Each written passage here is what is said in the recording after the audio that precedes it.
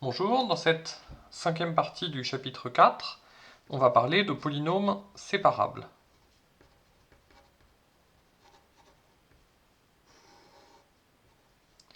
Alors pour ça, on va se donner K un corps.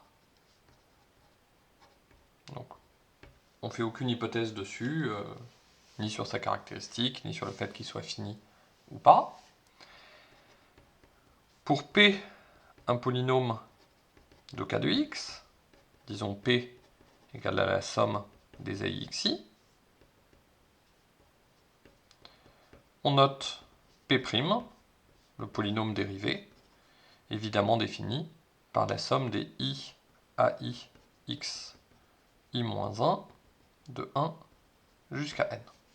Donc c'est évidemment le polynôme dérivé. La raison pour laquelle je redéfinis ça, c'est que après tout, K ça peut être un corps fini dans lequel la notion de dérivation au sens limite du taux d'accroissement n'aurait pas vraiment de sens a priori. Et donc du coup, là on a une définition purement formelle, purement algébrique de la notion de dérivée, et qui évidemment généralise ce à quoi on peut s'attendre dans R crochet X. Donc, on a la notion de dérivée, et on a la propriété suivante, qui concerne le cas d'un polynôme scindé.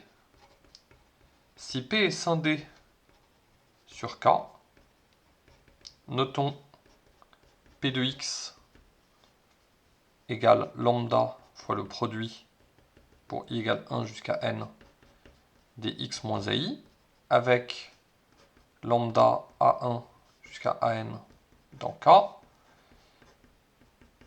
et on suppose lambda non nul, donc il ne s'agit pas du polynôme nul, alors les assertions suivantes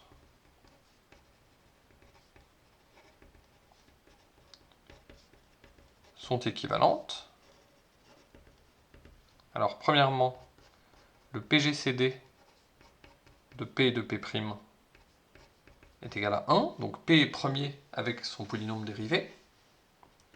Deuxièmement, les polynômes P et P' n'ont aucune racine commune dans K. Et troisièmement, A1 jusqu'à AN, c'est-à-dire les racines de P, sont 2 à 2 distincts. Et donc, qu'est-ce que ça signifie? Quand c'est le cas, on dit que P est scindé à racine simple. Non. Donc, quand elles sont vérifiées, on dit que P est scindé à racine simple dans K. Ah bien sûr, l'hypothèse qu'on fait, c'est d'abord que le polynôme est scindé, et ensuite, sachant qu'il est scindé, on a l'équivalence de ces trois propriétés, et si elles sont vérifiées, on dit que P est scindé à racine simple dans K. Donc, évidemment, a priori, les AI, c'est les racines de P répétées en fonction de leur multiplicité, avec cette notation, et s'il est scindé à racine simple, en fait, les multiplicités sont toutes égales à 1, et les AI sont en fait 2 à 2 distincts. Alors, comment on peut démontrer cette équivalence? Tout d'abord, pour I implique 2I, on sait que P est scindé sur K. Donc, le PGCD de P et P' est aussi scindé sur K, puisqu'on a vu que tout diviseur d'un polynôme scindé est encore scindé. Et donc, ce PGCD est scindé sur K. Dire qu'il est égal à 1, ça veut dire qu'il est constant. Et ça, pour un polynôme scindé, être constant, ça veut dire qu'il n'a aucune racine. Or, les racines de ce polynôme, c'est simplement les racines communes de P et de P', et donc on a exactement l'équivalence de I et de 2I. Donc c'est vraiment dû au fait que ce polynôme P est scindé. Bien sûr, si vous prenez un polynôme ici qui n'est pas scindé, vous pouvez très bien avoir P et P' qui n'ont aucune racine commune, mais en fait, qui est un facteur commun entre P et P'. Si par exemple vous prenez pour P le polynôme x carré plus 1, le tout au carré, alors je vais le mettre en remarque, nota bene, pour P égale à x carré plus 1 au carré dans R crochet X, I est fausse, puisque le PGCD de P et P' c'est x carré plus 1, mais 2i est vrai, puisque P n'a aucune racine dans R crochet X, donc dans R, donc a fortiori il n'y a aucune racine commune de P et P'. Donc c'est important pour l'équivalence de I et de I de bien dire que le polynôme P est scindé. Donc ça démontre l'équivalence de I et de I. J'ai oublié de dire que quand je dis PGCD de P égale 1, c'est parce que je prends toujours le PGCD de deux polynômes comme étant unitaire. Donc dire qu'il est constant, c'est dire qu'il est égal à 1. Alors maintenant, pour 2i équivaut à 3i, il y a une formule qui est très importante pour la dérivée d'un polynôme écrit comme ça sous forme de polynôme scindé. C'est la chose suivante, on a ce produit et on peut dériver ce produit. Alors on est habitué à dériver les produits de deux facteurs, la dérivée de uv c'est u'v plus uv', mais en fait on peut dériver un produit de trois facteurs. La dérivée de uvw c'est u'vw plus uv'w plus uvw', et de manière générale, la dérivée d'un produit de polynômes, ou même de fonctions en général, ça n'a rien à voir avec les polynômes, d'un produit Q1, Q2, Qn est la somme pour j allant de 1 jusqu'à n du terme où on dérive le jm terme et on multiplie par tous les autres qui, eux, ne sont pas dérivés. Et donc, c'est la somme des produits obtenus en dérivant l'un des facteurs et en gardant tous les autres. Et quand on applique cette formule-là à l'écriture ici de P de x, on a P' de x qui est égal à lambda fois la somme pour j allant de 1 jusqu'à n de la dérivée de x moins aj qui fait 1 fois le produit pour i entre 1 et n avec i différent de j de x moins, donc du polynôme x moins ai. Donc on obtient cette formule-là pour P' de x en évaluant en un certain ak, donc pour tout k entre 1 et n. Quand on calcule P' de ak, qu'est-ce qu'on obtient? On obtient une somme comme ça sur j, mais si je prends j différent de k, dans ce cas-là, parmi les facteurs ici que j'aurai un facteur avec i égale k. Et pour ce facteur-là, comme j'évalue en ak, j'aurai ak moins ai avec i égale k, et donc ça fera 0. Donc finalement, dans cette somme-là, il ne reste qu'un seul terme dans la somme, c'est celui pour j égale k. Et donc on obtient lambda fois le produit sur tous les i entre 1 et n différents de k de ak moins ai. Finalement, on voit que P' de ak est nul, si et seulement si, donc je vais l'écrire, P' de ak est nul, si et seulement si il existe un indice i différent de k, tel que ai soit égal à ak. Et finalement, il existe un cas tel que cette propriété-là soit vraie, si et seulement si il existe deux indices i et k différents, tels que ai égale à k, c'est-à-dire que P' s'annule en l'une des racines de P, si et seulement si il y a deux indices i et k distincts, tels que ai égale à k. Donc on a finalement démontré que 2 est équivalent à 3. Maintenant, on va s'intéresser à la notion de polynôme séparable.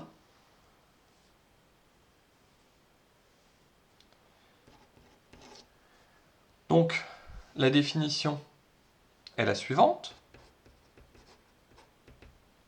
Donc, on va prendre un polynôme non nul pour simplifier. Donc, soit k un corps, et p, dans k de x, un polynôme non nul. Alors, les assertions suivantes sont équivalentes.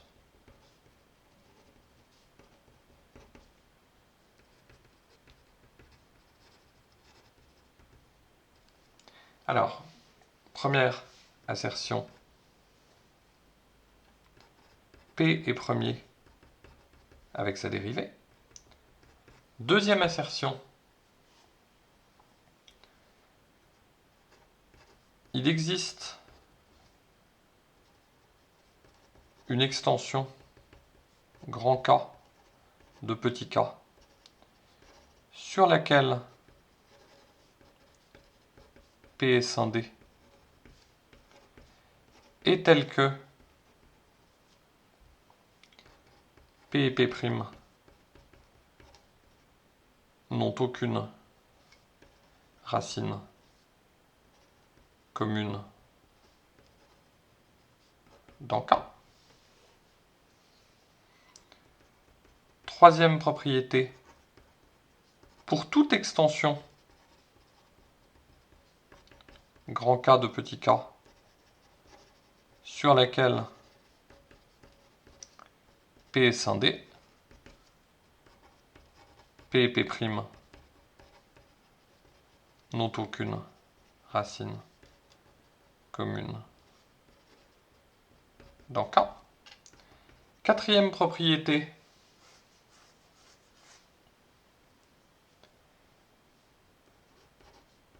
il existe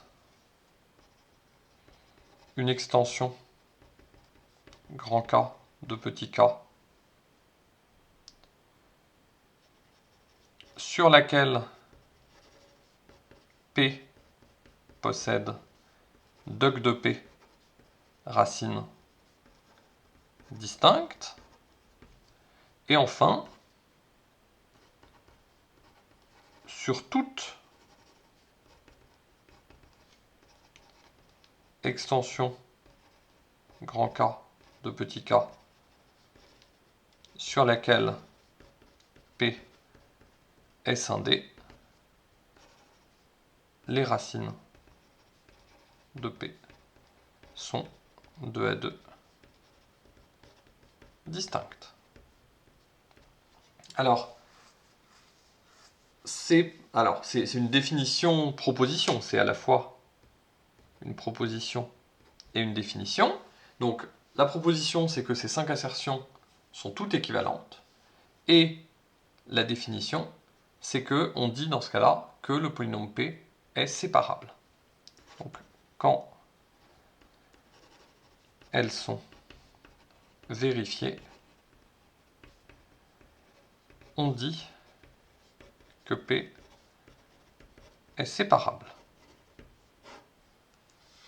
Alors, comment est-ce qu'on peut démontrer cette propriété? En fait, ce qui est important, c'est de voir que ces propriétés-là ne changent pas quand on passe à une extension. En fait, qu'est-ce que ça veut dire un polynôme séparable?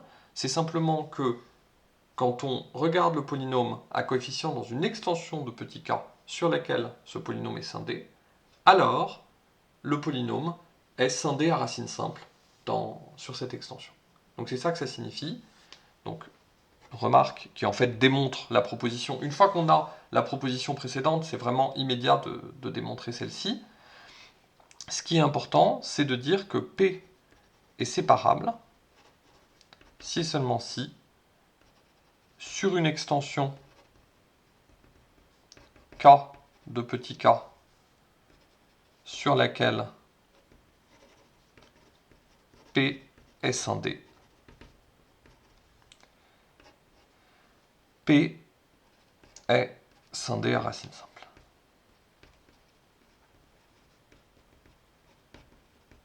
Et en fait, il y a une propriété qui est très importante pour montrer qu'en fait ces propriétés-là ne dépendent pas de l'extension sur laquelle on se place. C'est en fait le lemme suivant. Soit P et Q, deux polynômes dans K de X, alors le PGCD de P et Q, calculé dans K crochet X, où K est une extension quelconque de grand K,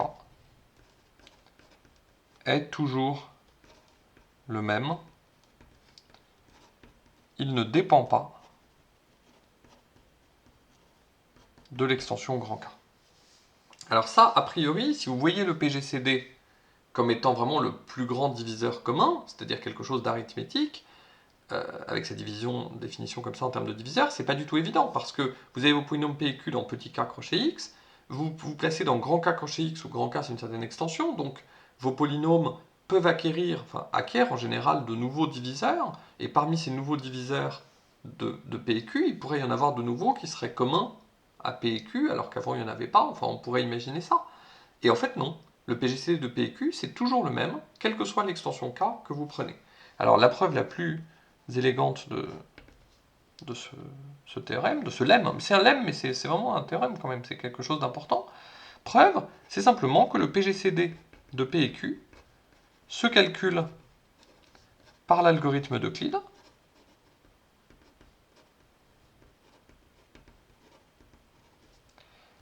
dont le déroulement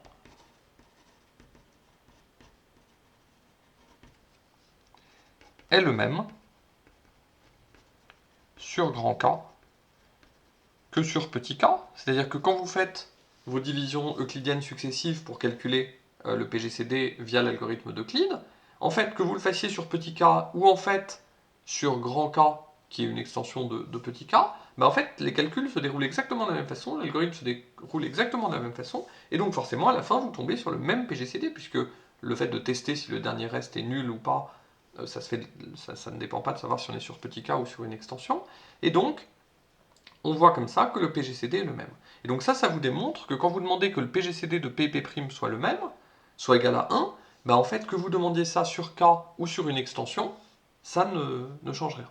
Et donc, on a la définition de polynôme séparable. Donc, un polynôme séparable, c'est un polynôme qui, quand on passe à une extension où il est scindé, devient scindé à racine simple. Donc ça veut dire qu'en fait, un polynôme est séparable si, quand on regarde ses racines dans une certaine extension sur laquelle il est scindé, elles sont distinctes. C'est ça qu'il faut retenir d'un polynôme séparable. Alors on a une propriété qui est très utile, soit P dans K de x un polynôme irréductible, alors, eh bien, en pratique, il est séparable. Alors précisément, quelle est la condition? P est séparable si et seulement si P' n'est pas le polynôme nul. Alors, corollaire, si le corps est de caractéristiques nulles, et si P est irréductible, alors P est séparable. Donc ça, c'est clairement la première chose qu'on a envie de dire. C'est-à-dire, par exemple, si vous êtes avec des polynômes à coefficient dans Q, quand vous avez un polynôme irréductible sur Q, il est séparable, c'est-à-dire que ses racines complexes sont 2 à 2 distinctes. Ça, c'est une propriété qui est très simple, d'ailleurs, on va juste la démontrer, c'est facile, mais c'est quelque chose de très important de savoir qu'un polynôme à coefficient, disons, rationnel, irréductible dans Q crochet x, a forcément des racines complexes 2 à 2 distinctes. Alors, comment est-ce qu'on peut démontrer cette propriété? Eh bien, simplement, si P est irréductible, on sait que le PGCD de P et P' est égal à 1, ou alors associé à P. Associé, ça veut dire simplement qu'il est égal à P multiplié par une constante non nulle, c'est-à-dire un élément non nul de K. Deux polynômes sont associés si et seulement si on obtient l'un à partir de l'autre en multipliant par une constante non nulle. Et les constantes non nulles, c'est les éléments inversibles de l'anneau K crochet X. Donc d'un point de vue arithmétique, deux éléments associés, on peut quasiment les identifier. Et donc, le PGCD, soit c'est 1, soit c'est un polynôme associé à P. Alors, si P n'est pas séparable, ça veut dire que le PGCD de P et P' n'est pas égal à 1, donc le PGCD de P et P' est associé à P, et ça veut dire que P divise P'. C'est ça, dire que le PGCD de P et P', c'est P, à constante multiplicative près. Mais qu'est-ce que ça veut dire que P divise P'? Ça veut dire forcément que P' est nul. Parce que P' a un degré inférieur strictement à P. Si P' n'était pas nul. Car sinon, le degré de P' serait strictement plus petit que P, et ça c'est pas possible que P' soit un multiple de P et qu'il ait un degré strictement plus petit, sauf bien sûr si c'est le polynôme nul.